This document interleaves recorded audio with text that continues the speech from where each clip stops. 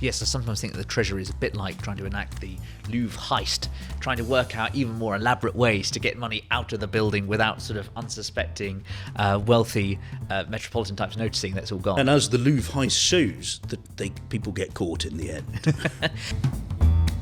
Hello and welcome to Spectator TV. I'm James Heale and I'm joined today by the Spectator's political editor, Tim Shipman. Now, Tim, I think today it kicked off with the news that the Home Office has spent a lot of money on the asylum costs for those who are staying in hotels here, which is 15 billion. It was 3 times higher than previously expected. Billions and billions. Billions and billions. You know, is it the Reagan line? A billion here, a billion there. Soon that adds up to real money. Exactly. Is this a great surprise? The Home Office is out of control? No. I remember I had a brief exchange over the weekend with someone who is in the Home Office, who had previously been in the Department of Justice, saying, wasn't last week a good week not to be in the Ministry of Justice, as one of the most notorious sex criminals in the land was let loose from prison. And I think there were people in the Home Office who had previously been in the Ministry of Justice who were quite relieved that they weren't in the Ministry of Justice on Friday. One of them said to me, well, makes a change. Yeah. That it's not the Home Office screwing up. Well, here we are, back at the start of another week, and it's the Home Office. I mean, John Reid said the department was not fit for purpose. I mean, early in my career, and as you can see from the grey in my beard and the general look of dishevelment, that is some time ago now. And it's still not sorted out. It's still a shambles. They split it up. They hoved off the MOJ to try and make the Home Office more manageable. But this, combined with the report which sort of emerged last week, which kind of said most of the civil servants in the Home Office are still, they're kind of run down. They don't really believe they can achieve anything, and consequently, they don't really try to.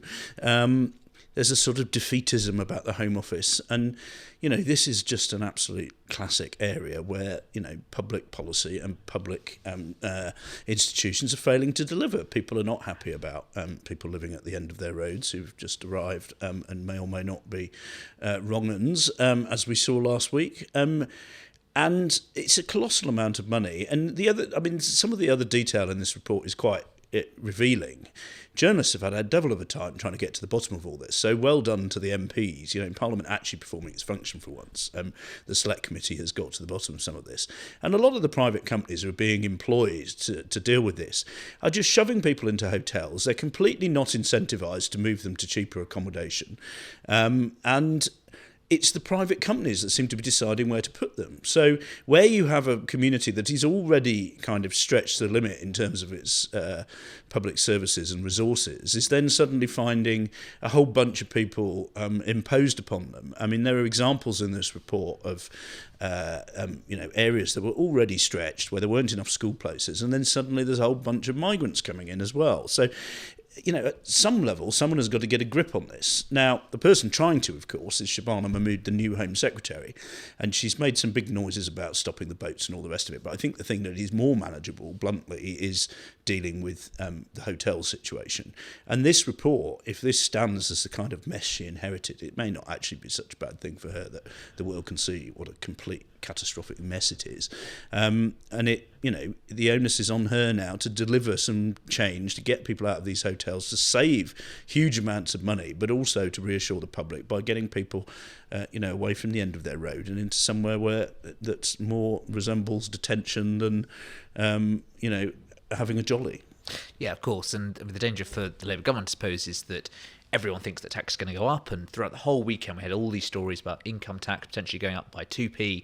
But of course, if that money is just going to be spent on, frankly, housing people who've come here, the dispossessed of the world, the public mandate, the public consent for that is just simply not going to be there. No, I think you're absolutely right. And every conversation I have with someone senior in the government at the moment comes back to this. They argue about there are arguments in number 10 about whether they should lean to the right or lean to the left, whether they should go after the Reform voters or go after the people leeching away to the Green Party.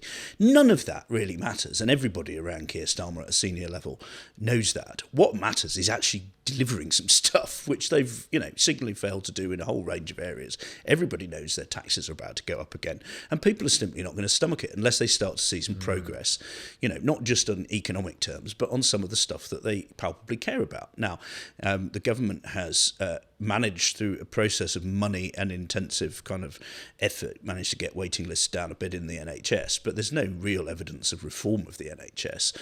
Wes Streeting, the Health Secretary, was all over the broadcasts at the weekend doing a pretty manful job of holding the line. But, you know, if he's one of the more able ministers in the government, even he hasn't really delivered a great deal. Shabana Mahmood is highly thought of by people in number 10.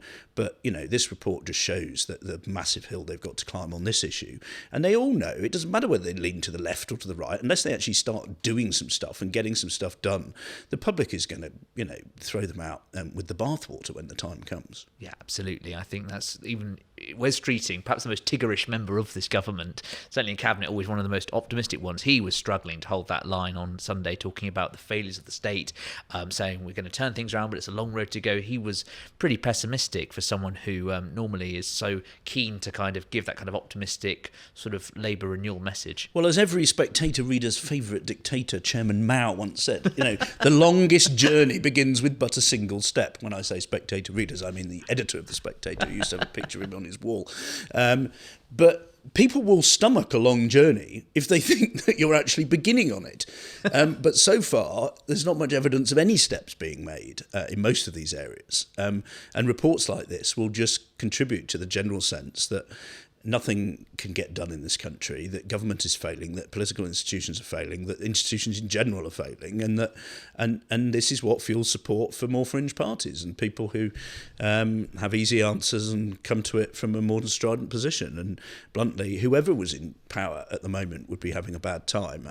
But Labour has, you know, made several uncomfortable beds for itself to lie in, and you know the budget is going to be a major crunch moment, and unless they can start to show some progress in areas like migration and in areas like the hotels, which look a bit more manageable from a sort of delivery point of view than stopping the boats, you know, this is a government that is going to be in dire trouble by the new year. Yes, I sometimes think that the Treasury is a bit like trying to enact the Louvre heist, trying to work out even more elaborate ways to get money out of the building without sort of unsuspecting, wealthy metropolitan types noticing that's all gone. And as the Louvre heist shows, that people get caught in the end. Elsewhere, our version of the Louvre heist, if you want to call it that, our budget British version was over the weekend, was this extraordinary manhunt for the Epping offender who was accidentally released early. It took about sort of 48 hours to pin him down. I'm not sure how that relates to Daniel Khalif, who seems a mastermind when he broke out in the last government.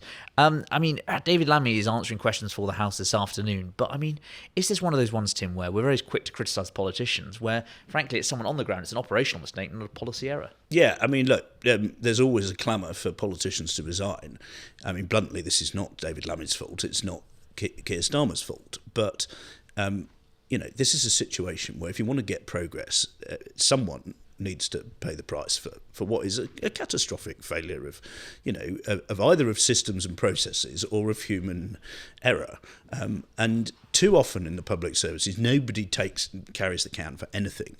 And even though it is not the Prime Minister and the Justice Secretary's fault, I think when a government is in this number of difficulties, I mean, last week was it was like a sort of comedy of errors of, you know, those of us that have seen a lot of political chaos over the last few years were kind of sort of rolling our eyes and enjoying the show in the sense that, oh, could it get any worse? And then 2 hours later, something else happened and it did get worse.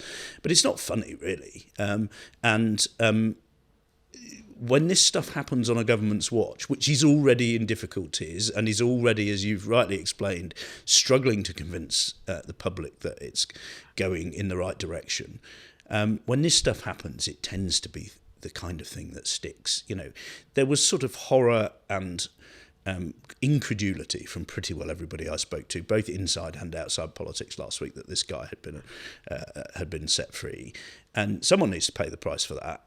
And bluntly, if they don't, the buck will rebound more quickly on the politicians. And, you know, it's the sort of thing that can really taint the reputation of a government, whether or not it is specifically to blame. It just contributes again to that sense that nothing works, that the whole kind of institutional structure of this country is not delivering for the people who pay for it and vote for it. And there's a real danger in that, in terms of the life, the half-life of this government, but also more sort of generally for democratic institutions in general. Unless elected governments can show that they can deliver on this stuff, then we all know what might come down the tracks later. Yes, and just on that point about fringe parties benefiting from all of this stuff, Nigel Farage was out hosting the first of a hat-trick of press conferences being held by Reform UK.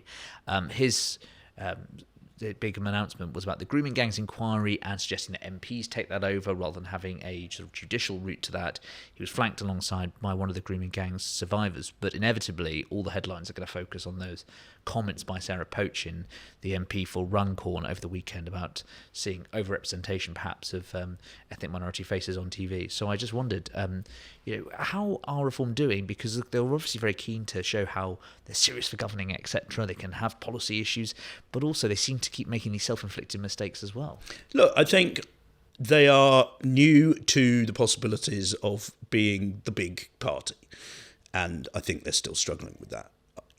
However you look at it, they've done very, very well over the last year, and Nigel Farage has positioned himself in a way that people are very credibly speaking about the possibility of him winning the next election and becoming the Prime Minister. If even 6 months ago, I think, those of us in politics could see how that might come about. I don't think the public, business, and even the kind of sort of hangers-on of politics had really begun to take that seriously.